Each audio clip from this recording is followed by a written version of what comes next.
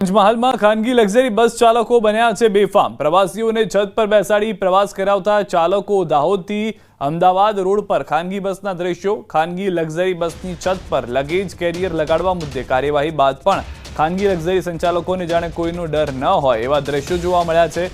દાહોદથી અમદાવાદ તરફ જતા મુખ્ય માર્ગ ઉપર ગોધરા બાયપાસ નજીકથી પસાર થતી ખાનગી લક્ઝરી બસની છત પર 20થી વધુ મુસાફરો બેસાડ્યાનો વિડીયો વાયરલ થયો છે। અમદાવાદ તરફ જતી આ ખાનગી લક્ઝરી બસોની કેપેસિટી કરતા બમણા પ્રવાસીઓને જોખમી રીતે બેસાડ્યા છે। સવાલ એ થાય છે કે આખરે ટ્રાફિક પોલીસ કે આરટીઓ વિભાગને આ દ્રશ્યો દેખાતા નથી। આખરે સવાલ એ થઈ રહ્યો છે કે કોઈ દુર્ઘટના ઘટે તો જવાબદાર કોણ?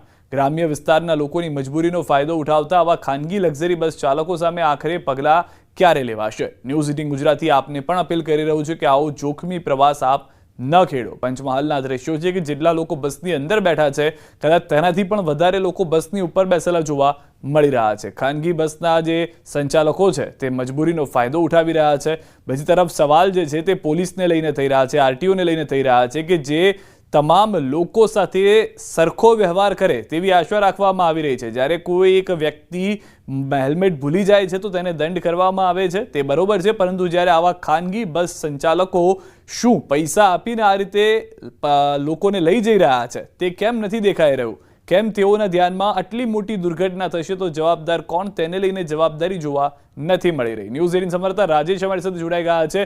રાજેશ, કેટલા સમયથી આ રીતની પરિસ્થિતિ જોવા મળી રહી છે? ક્યાં છે આરટીઓ, ક્યાં છે ટ્રાફિક પોલીસ? ચોક્કસ જો વાત કરવામાં આવે તો આ પરિસ્થિતિનો સમય તો ભૂતકાળની વાત કરવામાં આવે તો વર્ષોથી આ પ્રકારના જે દ્રશ્યો છે જોવા મળી રહ્યા છે।